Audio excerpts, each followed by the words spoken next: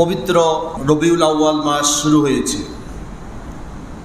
যেহেতু ঐতিহাসিকদের মতে রবিউল আউয়াল মাস নবী করিম সাল্লাল্লাহু আলাইহি সাল্লামের আগমনের মাস, আবার রাসূল পাক সাল্লাল্লাহু আলাইহি সাল্লামের বিদায়ী মাস।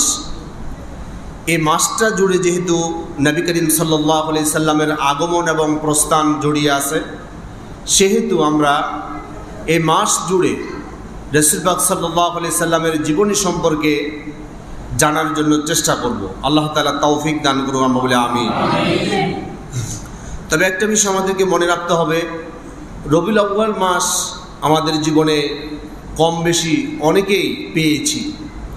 যাদের বয়স 50 বছর, সে 50টা রবিউল আউয়াল মাস পেয়েছে। যার 30 বছর, সে 30টা রবিউল আউয়াল মাস পেয়েছে। যদি এখান থেকে 15 বছর বাদ দিই, আরও তাহলে